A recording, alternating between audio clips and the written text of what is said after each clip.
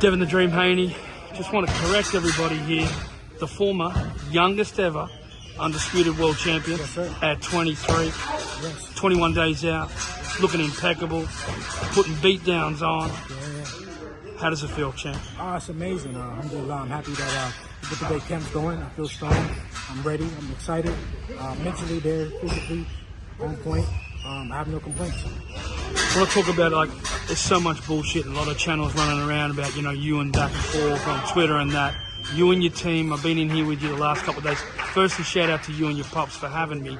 But you guys, I can just tell you ain't even worried about it. You're fully focused. You don't care about it. What do you put that down to? Yeah, I mean, my main focus is to remain focused. And, I've been here before. It's not my first rodeo. This is nothing new for me. So this is just another fight, another name, another person on my resume. You look at these guys like Ryan, Tank, Shakur, and all these other fighters. None of them really have done what you have done in the sport the last 4 years. And I want to talk about you being mentally stronger and traveling around the world with you and your team. Do you see that as an advantage that you have, Devin, over all of them?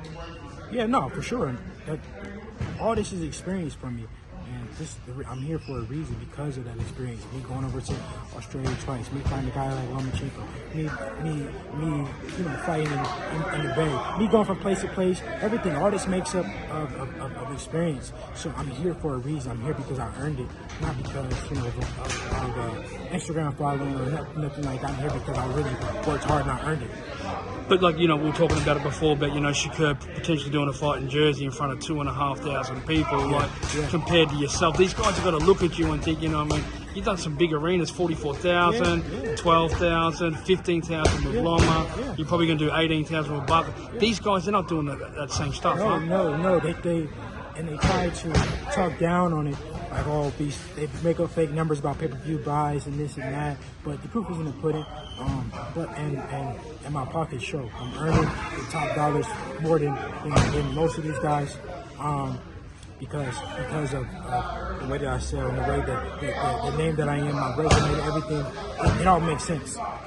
Your father yesterday gave some props. We spoke about Kambosos versus Lomachenko. As Bill said, we're riding with George. We know his family and that, and his team and that.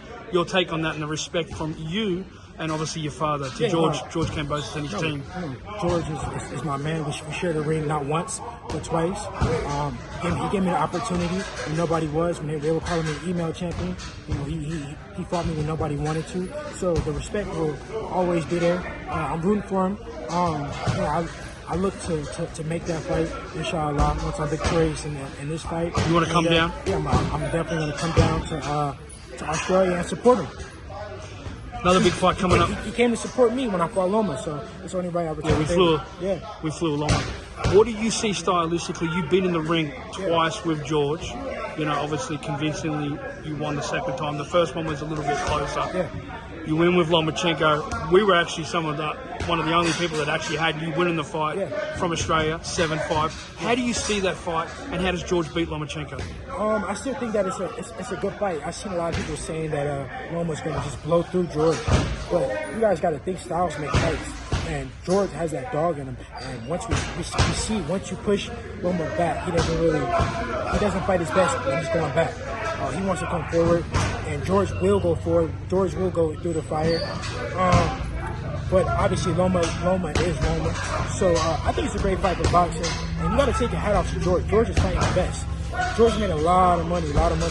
And I don't think people even know how much money he really made in the sport. You don't have to fight a guy like Loma. He's daring to be great once again, fighting the top guy, and you got to take your hat off to him. When you look back at it, when he was meant to fight Lomachenko, and then he went straight into you, we all thought, geez whiz, George, you're picking probably stylistically the hardest fight in the world. When you look at these other guys, these so-called 135 champions and that, do you reckon those guys would do that? Of course not. These guys don't do it. They're not doing it. We can talk about what they will do. We can go on Twitter and make fantasy matchups and do all this bullshit. But look at the guys that's actually fighting. There's very few. Me, Tio, George, and Loma. What about you? You blast through this Ryan Garcia. Yeah. What do you want to do next without overlooking it? Yeah. Hypothetically, what do you want to do next? Obviously, that's my main focus is Ryan right now. But, I want to fight the next best available guy. A fight with me and Matias is easy to make. I'm with Eddie. He's with Eddie. I work with Eddie. He's with Eddie. What happens if Liam Paro fucks that right up? If Liam Paro fucks it up, if Liam Paro can get on. Liam Paro's from Australia, correct? Yeah. Maybe another fight in Australia. We never know. We got to see. You traveling the world, you've been to so many different countries, unlike a lot of fighters in this country that just sort of stay in America. Some can't get out of America. But for you... I like Liam Paro, by the way, too. I sparred with him a few times. Him and his team, they got a great team. You're a worldwide fighter. These guys, some of them here, just sort of stateside American fighters. Do you see yourself fighting in Australia, Saudi Arabia, Japan, the UK? Of course, my dream place to go fight is in the Kingdom of Saudi Arabia. Your Excellency, Turkey, Alashid, he's a good friend of mine. We talk often, and I think sooner or later, inshallah, we'll be fighting. Devin Haney, thanks for having us this week, and we'll be back April 20. My brother, thank you.